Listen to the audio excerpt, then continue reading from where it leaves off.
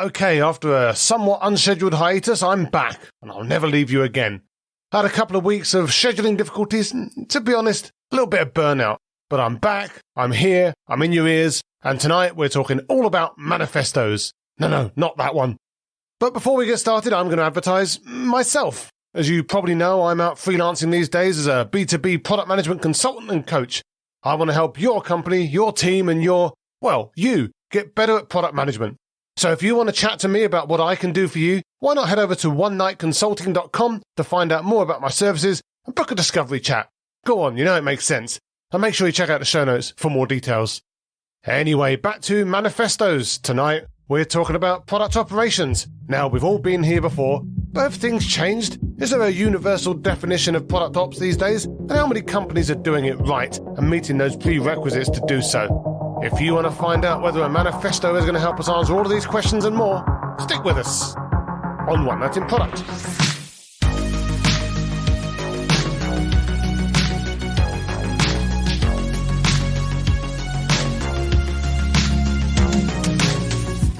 So my guest tonight is Antonia Landi. Antonia is a cat-loving product operations leader, consultant and coach who says she hates being called a process person. Antonia started out life in QA for Rockstar Games. It's apparently in the credits for at least 2 titles and spent a short time working in a circus, which has obviously given her great preparation for all that client juggling and is helping her keep her balance on the tightrope of company transformation. She's also the co-author of the Product Operations Manifesto, and if I've got any experience with manifestos, I'm sure everyone will instantly agree with it, and we definitely won't still be all arguing about it in 10 years' time. Hi Antonia, how are you tonight?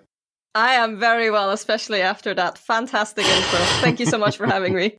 No problem. I do have to ask, though, what are the 2 games that you are in the credits for?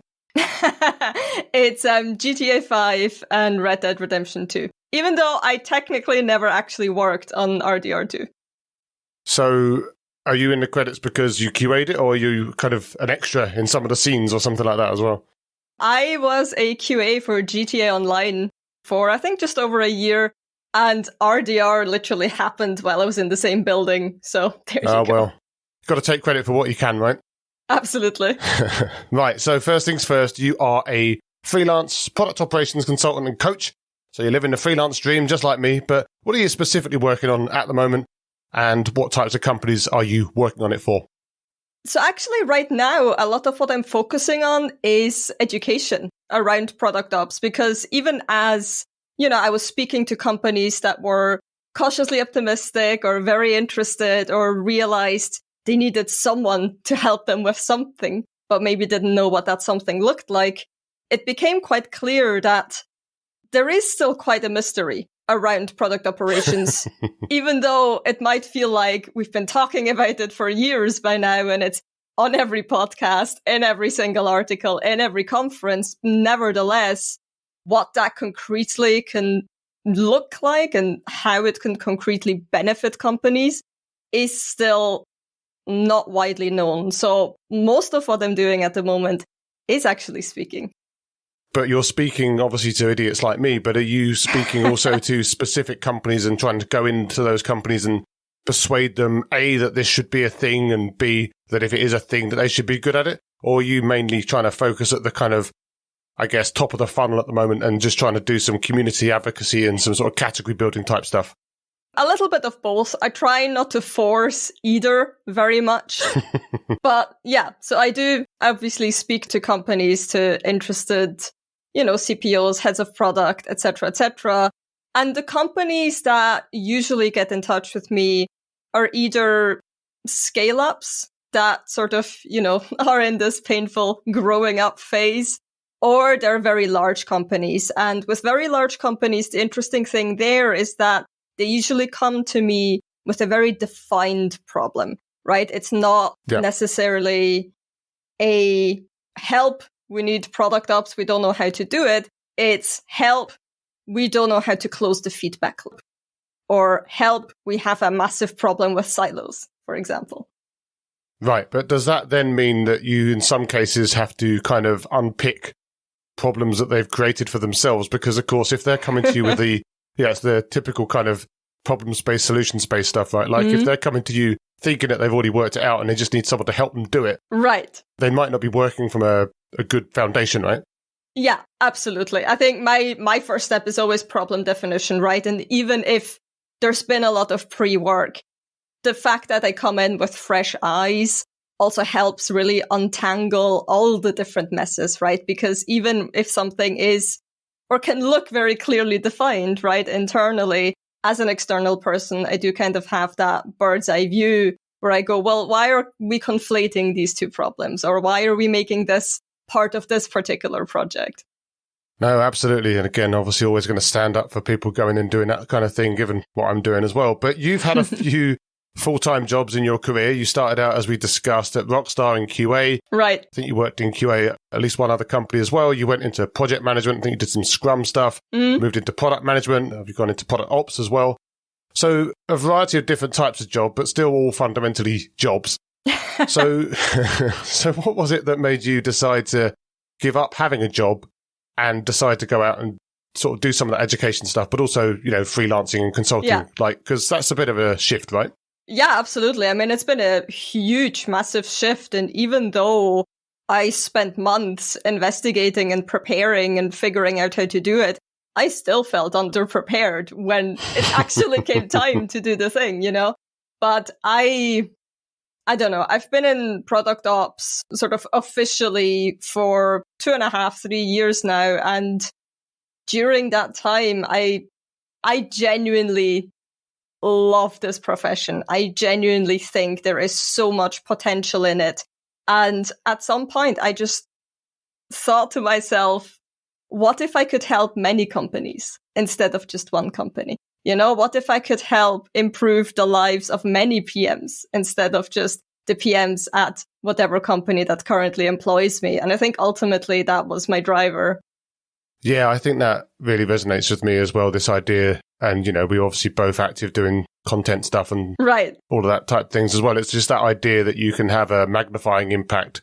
Exactly. Which is really attractive to me and sounds like to you as well. So obviously completely aligned there. But do you think that having worked in all of those different types of jobs and obviously all the different types of companies that you've worked at as well, that's been like a competitive advantage for you to be a freelancer, that you've kind of got more of a wider view and maybe some intersections with other things that maybe other people doing this sort of stuff don't have? Yeah, absolutely. I think so. I've seen and been a few different roles on a product team, right? So I felt that pain as a QA person when my PM was saying, well, this isn't important, or we're not going to fix this. Or even, oh, you're the bottleneck, right? We need to release, but you keep harping on about needing to test the damn app. Yep. And then at the flip side, I've been that PM that had to say, we can't do this right now. This isn't, from a business perspective, important enough for us to spend time on. So I feel like I've seen a few different aspects of the product development lifecycle. And yeah, it definitely felt like a competitive advantage. I think I'm also able to talk to many different people in a way that resonates with them. And that's something that's really powerful, especially in a position like product ops, where sometimes I will have to ask people to change the way they do something. Yeah, people hate that sort of thing. But did you yourself, like you said that you were in product ops for 3 years, give or take. Was that like a very intentional move that you decided to go into and like applied for that job or transferred into that job? Or was that just sort of happenstance and you just effectively fell into it as many product people do and then kind of made it your own afterwards? Right. So the way I got into product ops was literally because the LinkedIn algorithm showed me a job called product ops. Oh, thank you, LinkedIn. That's literally it. I saw it. I did not know what product ops was at the time. It was the first time I'd ever seen that term. I read the description and I was like, well, hold on a minute. I already do all of these things. Right. And these are all the things that I'm really passionate about. So that's, from there on, obviously I applied, I got the job, and then I really feel like I grew into this profession, but it was definitely not deliberate. Sounds like everyone's journey into product management, or most people's journey into product management as well. You hear story after story of people that just kind of, for me as well, like I just realized that I was doing some of that stuff already. So why not embrace it, right? Right, exactly. But let's go deep into product operations. So again, you're consulting in it, freelancing, advising, doing content about it. You've co-authored a manifesto about it, which we'll talk about in a minute. But I've spoken on the podcast before to other product ops pros, like Melissa Perry's obviously really passionate about it at the moment.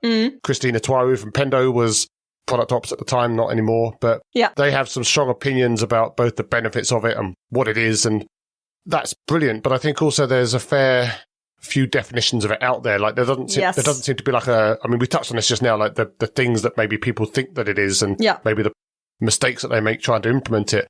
There's not like one unified ISO definition of product operations, or there isn't yet. Maybe your manifesto will deliver that. But if you were to elevator pitch me on product operations, and how would you, Antonia, do that for me? It's an excellent question. And I think one that is so super valid, because even though I think in principle, we actually all agree what product ops is, the confusion arises because it looks so different at almost every single company. Yep. And while I was building my website, this is something that I really had to stop and think about. Well, okay, what am I actually selling, so to speak, here, right? What is it? What's the USP of doing product ops? Yep. And in a nutshell, to me, I started defining it as achieving product excellence on an organizational level. I think ultimately that's what we're trying to achieve. And then whether that's supporting data analysis or whether that is implementing an OKR process or having an internal community of practice, right? Like what the blockers to ultimately becoming more product-led are the reasons why product ops looks so different at every company.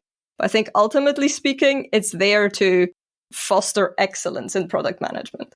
But some people might sit there and say, well, that's the product management team's job, right? Like they should be doing that, or that's a cross-functional effort that everyone should be doing as a kind of a combined collaborative effort. So why do we need a team to do that? Honestly, you don't necessarily need a team to do that, right? It really depends. And I know I'm putting myself out of a job here. But it depends on how many of these things become critical enough that they're no longer sustainable to just do on the side. Yeah. Right? Like I try to think of it as, well, how much pain currently exists in your organization and how much pain are you willing to tolerate? Right?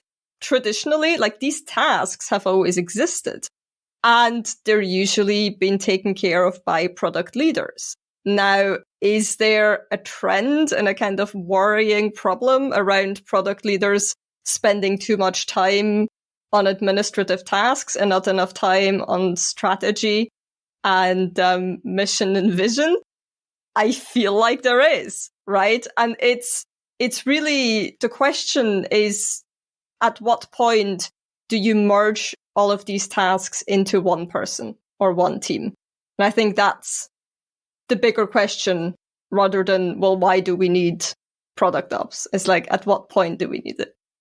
But that's a really interesting point, though, because that then implies, and I'm sure that this depends as well, but that there's some kind of point where that does become necessary. Now, you've just talked about some of the symptoms, but is there like a generic formula or some kind of signal that you can sort of look at and say, yeah, this is the time, like we've started to see these things and now we need to do it? Or does it vary so widely between companies that there's not like a generic thing that you could say?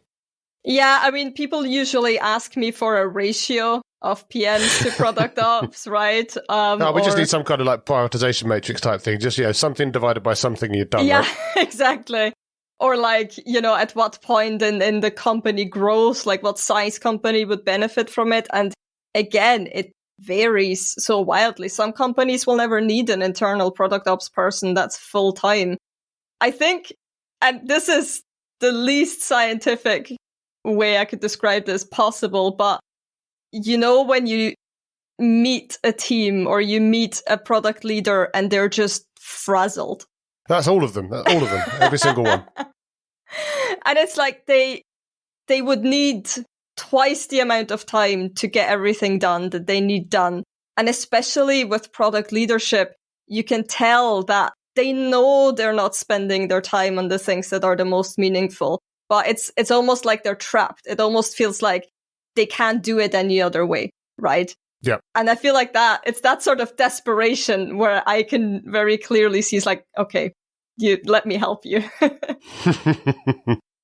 But you talked about the full-time thing there as well. Like, is there like a market out there, or like maybe a need for sort of fractional product operations as well? Or do you think that they always need to have someone on the ground level doing that stuff?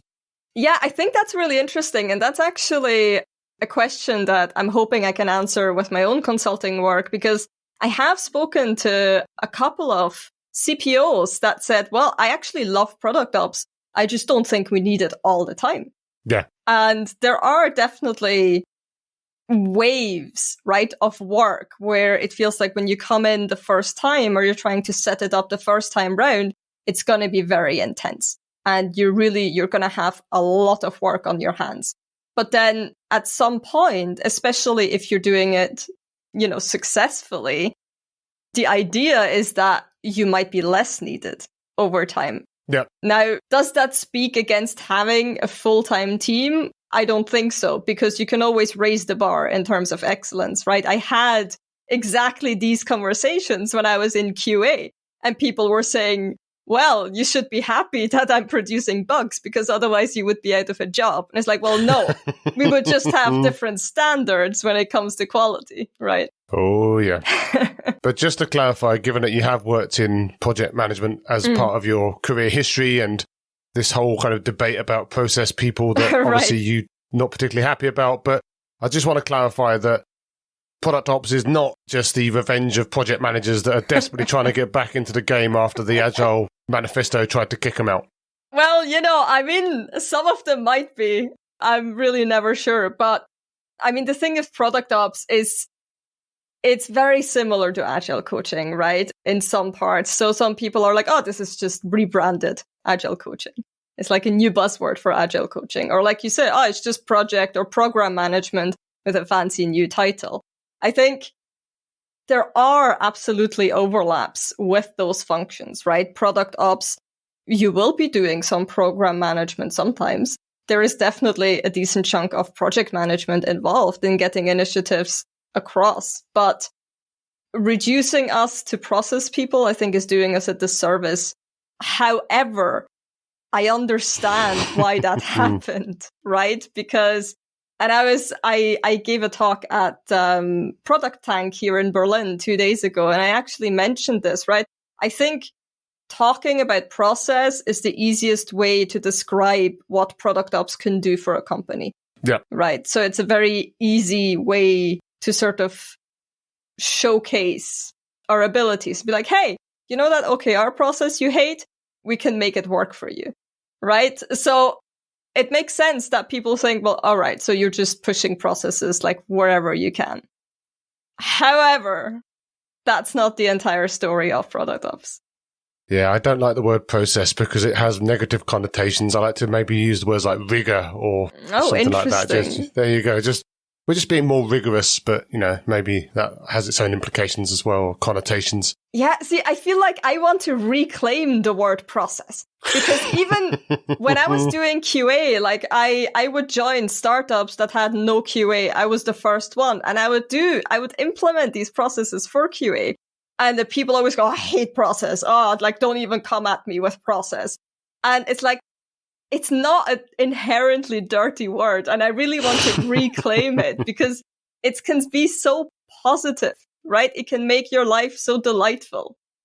Yep. I think for me, it's all about just enough process and never serving the process be the goal, but always having the process serve you. But I guess obviously sounds like you agree, but I'm sure there'd be some people out there, project managers out there, program managers out there at the moment, like crushing their cups with frustration because the process is everything. But, we'll get to them in the end.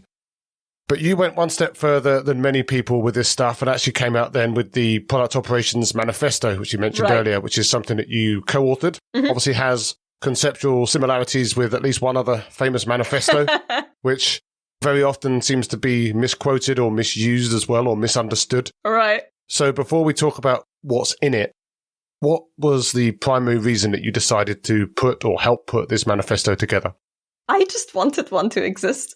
But no, I've been in product ops communities and I've been active in those communities for years now. And I do a lot of panels and conference talks. And yet every single time the question revolves around what is product ops. And I feel it's super important that we define that. But there's also such a desire for my colleagues in product ops to move the discussion further, to go one step further and go, okay, we've talked about what product ops is for a number of years now. Let's talk about how we do it well, or let's talk about how we set boundaries, or which functions and roles are partners to us. There was just, I felt like, and not only for myself, for some of my community members as well, there was just such a desire to be able to move on, from that very first conversation.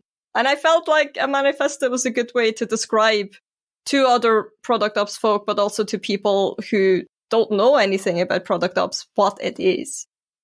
Well, that's an interesting question, though, because I was going to ask, who the manifesto is actually aimed at, because you could sit there and say, well, this is just for product ops people themselves to kind of to self-actualize and kind of stand up for themselves and their craft, or it could be aimed at product leaders who maybe think that they want it, but they don't really know what it is, and it's a way to kind of help to align with them. Or it could be something that you go and wave at the CEO of an organization that's struggling to change, and in some way it's going to be used as a discussion tool to try and help them work out what they need to do. So is it aimed at all of those people, or do you think that it's got a sweet spot with a certain team?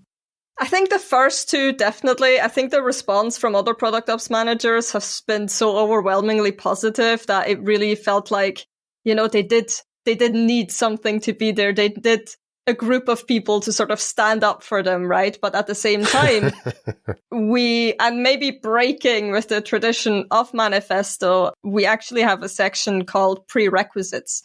Yep. And it was super important for me that we had that in the manifesto, because even though I've seen companies start product ops teams with the best of intentions, they then don't give them what they need to be successful. And that has been just heartbreaking to see. Yeah, well, we'll talk about some of those prerequisites in a minute. But I do have to ask, there were a few of you co-authoring this, I believe, as well as obviously the people that then go on and sign it. But obviously, you've talked before about how there's so many differences between different implementations or opinions or views on it. Yeah. Was it quite hard to find something that you could all agree on? Or was there quite a lot of tension and kind of argument around what actually goes in there and what those prerequisites or principles or whatnot should be? Or did you find it quite easy to come to an agreement?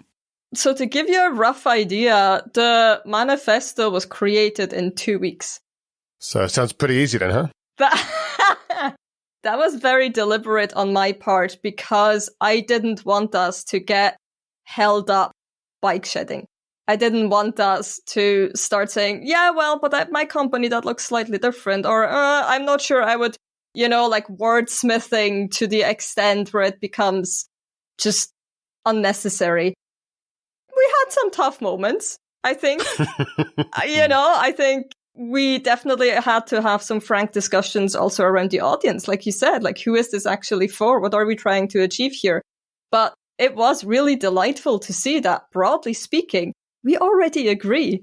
We might use different words, but the principles behind it, we were already on the same page. We just needed to create that page. So you can name names in the director's cut of this episode if you want, if we want to sort of call out who were the difficult people. Yeah, just for... Absolutely. No, I think all of us were at some point.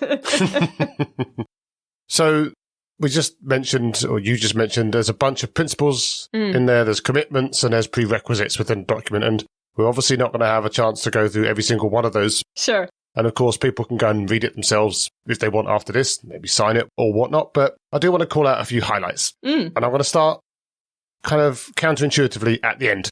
Okay. With the prerequisites that we just talked about. Sure. So those prerequisites are, and I'm going to read them out and mansplain them to you, even though you wrote them.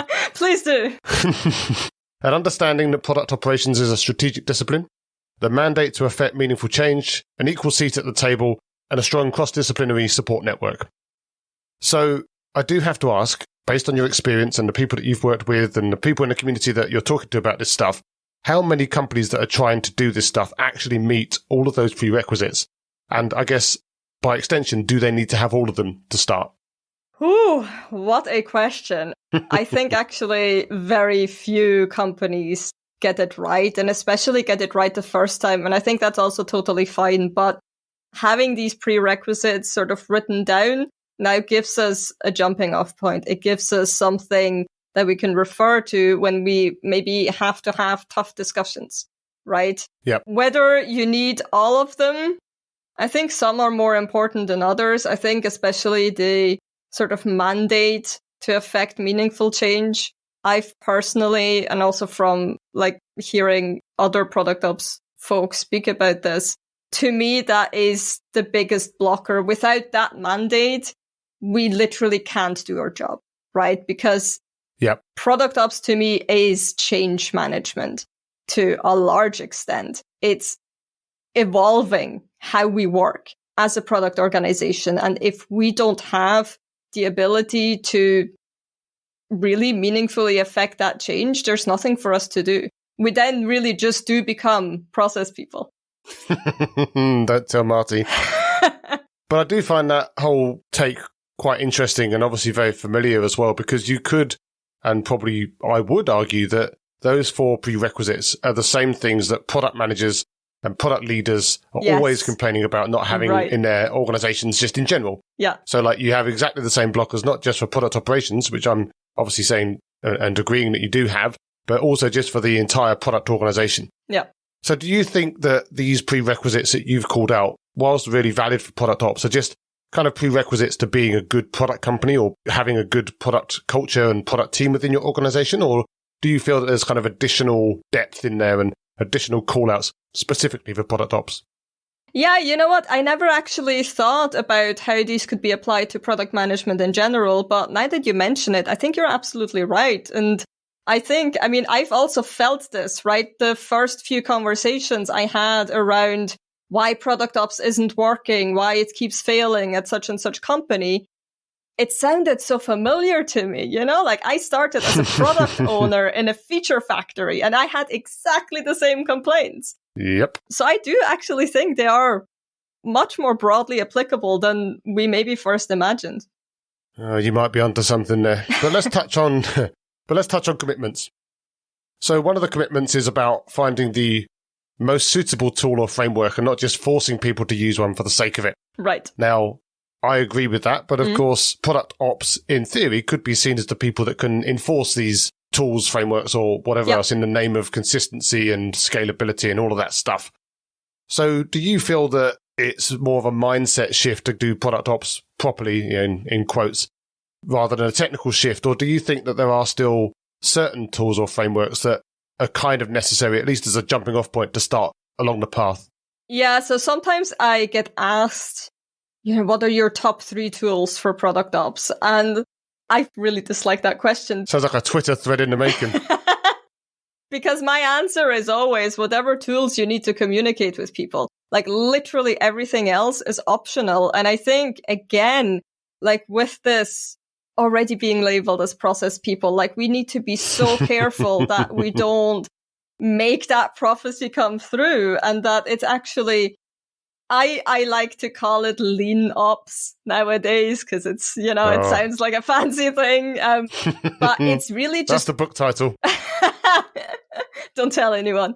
But it's really just applying good product management practices to our own organizations. Like that to me is what product ops really is about. So it's absolutely the same steps, right? Like validate your problem space. Like what problem are you actually having? What are you actually trying to solve? And then in which ways might you solve that? And how can you test that theories? And like way later on, you might discover there is a tool that, fulfills all those criteria, or there is a framework that can slot into your organization perfectly. But it's, this reluctance to even just take apart frameworks. Right? Like we look at them as this is a fully formed product and I just need to apply it wholesale. right? Like, this book told me how to do it. I'm going to do exactly what's in this book. And then if it goes wrong, I'm not accountable type thing. And it's, to me, product ops is best when we really look at the hard problems and then pick and mix, right? And try to understand what's the best way to solve this unique problem in this unique company. Yeah, I've seen product ops described as applying product management principles to product management, which I think is an interesting, like you just touched on it yourself, but for the whole company as well. But just the idea that you should always be testing and learning and iterating and absolutely throwing away what doesn't work and keeping what does and all of that stuff, which I'm definitely strongly in favor of. But another commitment in the list is to call out when product operations is being misused as a band-aid for organizational dysfunction. Now, we could probably do a whole podcast series on organizational dysfunction. Oh, goodness. And probably get lots of listeners and lots of tasty conversations. But what are some examples that you've seen of product operations being used as a band-aid for dysfunction? Yeah, I actually love that sort of made the final cut and is in the manifesto now, first of all. Oh, that's spicy. It's definitely spicy, but that's kind of my style.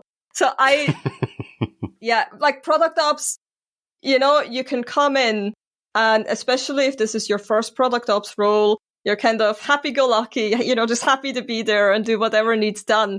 And then 2 months down the line, you realize you're the team assistant. You're the one that's always taking notes. You're the one that is always creating Confluence pages because nobody else cares, right? Like it's once you are just sort of the garbage bucket for all of the things that nobody else wants to do, that's when you need to stop. But I think, organizational dysfunction can go so many different ways, right? Like, we can talk about silos, and you can try to genuinely break down those barriers and have teams understand each other and work together across disciplines. Or you can have a product ops manager running around updating 14 different types of people because they all need a slightly different version, of the communication at hand.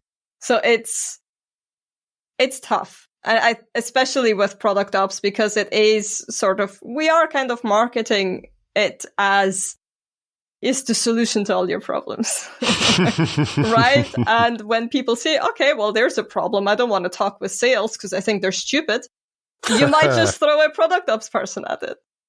Yeah. So what we're saying is don't try to use product ops to cover for people not wanting to talk to each other and just using product ops people as kind of message passers, which again is something that product managers in some organizations are seeing exactly the same. So absolutely. It's just like, I guess if you're going to apply product management to product management, as we kind of talked about earlier, then it kind of makes sense that they have all exactly the same problems. So hopefully we can persuade people that they should not do some of those things.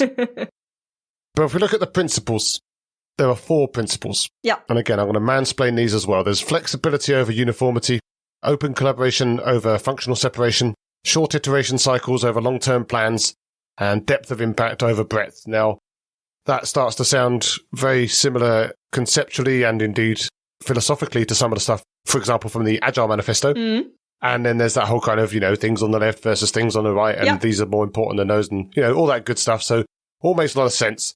But I'm going to make it difficult for you now. And I'm going to ask you, if you had to pick one of those principles as the core principle of product operations and helping to make it successful, or, if you like, creating a meta principle that encapsulates everything, what is that principle?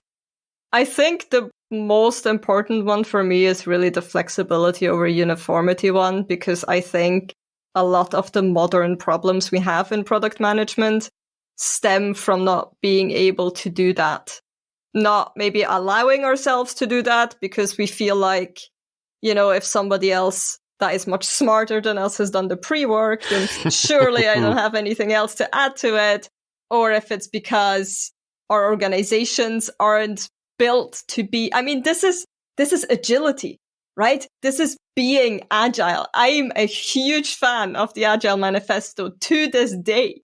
I literally go to the website every so often to just refresh my memory because it speaks to me so much.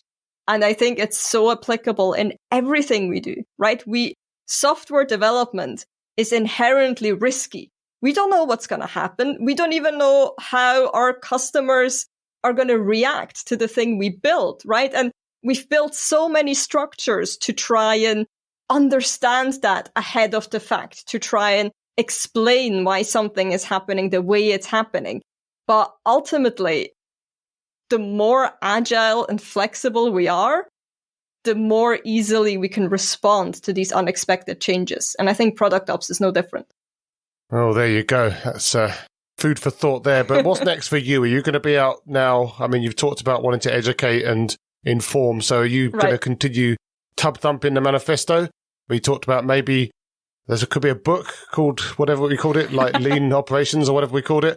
Is that like your next few months, or are you also going to be doubling down on some good old-fashioned consulting and changing a few companies themselves for the better? Yeah, I mean, let's see. Right now, I think I'm mainly focused. I've got quite a busy conferencing summer coming up. Oh, there you go. And yeah, I'm really not limiting myself at the moment to what I want or will be doing. You know, like again, in the spirit of agility, I think even product ops as a discipline right now, it's a huge experiment we're running. And I mean, let's be honest, I don't know what the future of product ops looks like. So to tie, you know, my own, let's say, yearly plans to that even, yeah. Yeah, I guess it's like me asking for a 12-month roadmap or something. But I'm going to pin you down on that, though. I'm going to pin you down on that. Sure. Because obviously it's impossible to predict the future. But if you had to, I don't know, basically guesstimate what you think product ops is going to look like in 12 months' time, based on current trends, what you're seeing, maybe assuming that the manifesto is going to help a bit as well, where do you think it's going? Excellent question. Honestly, I don't expect it'll be much different in 12 months. I'm hoping that at least one book will be released in that time. Well, when you say hoping, you're writing it, right? No, I'm talking about Melissa Perry and Denise Tills. I think it's a very interesting proposition, but I've never publicly said, okay, I'm going to write a product ops book now. But let's see what happens, right? Yeah, you know, this was the point where it all kickstarted. But I'm also going to pin you down and ask you to give one piece of advice to a company that maybe doesn't have any product operations at the moment. Maybe they're starting to feel the strain and the stresses that you mentioned earlier around, like maybe the product leaders doing all these different things and they can't, they feel like they're sinking. What is the first thing that they should do if they want to start down that product operations path, apart from hire you, of course? Honestly, I think that the top thing anyone in that position can do is be in product ops spaces. Go to a meetup where you might find some product ops folk, reach out to somebody on LinkedIn, speak to a person that has already felt that pain. Because I think it's very hard to describe the intricacies of starting this discipline from scratch. And even though, you can read a lot of things online nowadays about product ops, but really having a face-to-face conversation or virtual conversation with somebody who's been there and who's had to go through that, hey, I was hired for a reason, but nobody's listening to me. I can't do anything. That's invaluable experience. Like some kind of consultant, I guess we'd call that type of person. Oh, So. interesting. I never thought about it that way. Well, definitely great advice. I always recommend people talk to people. I'm a big fan of community engagement and, just trying to find out, and mentorship as well, trying to find out from people, as you say, that have been there before. Maybe can give you a little bit of advice as to, what's right and what's wrong, right? But where can people find you after this if they want to chat more about product operations, maybe find out where to sign a manifesto, or see if they can get you to regale them with circus stories? Yeah. So I'm most active on LinkedIn. So I think if you really want to hear me ramble about everything product ops and product management related, that's the best way. And especially for those listening who are in Berlin, I am very open and flexible with my time. Super happy to be at meetups, grab a coffee with literally almost anyone that asks. So yeah, I've got, Product Ops Manifesto. You can literally Google it. It should appear. There's obviously a lovely link to it on my LinkedIn as well. I'm sure you'll find it. Yeah, I'll make sure to link that all into the show notes. And I'm also very curious, maybe also for the director's cut, why it's only almost anybody, and very curious as to the people that you wouldn't go for a coffee with. So we'll talk about that after we put the... Absolutely. After we turn the recording off. But yeah, I'll make sure to link that all into the show notes, and hopefully you'll get a few people heading in your direction with their signing pens and looking for more info. Well, that's obviously been a fabulous chat, so obviously really happy we could spend some time talking about manifestos and how people can get good at product ops. Obviously, we'll stay in touch, but as for now, thanks for taking the time. Thank you so much for having me. As always, thanks for listening. I hope you found the episode inspiring and insightful. If you did, again, I can only encourage you to pop over to onenightinproduct.com, check out some of my other fantastic guests, sign up to the mailing list or subscribe on your favourite podcast app, and make sure you share with your friends so you and they can never miss another episode again. I'll be back soon with another inspiring guest, but as for now, thanks and good night.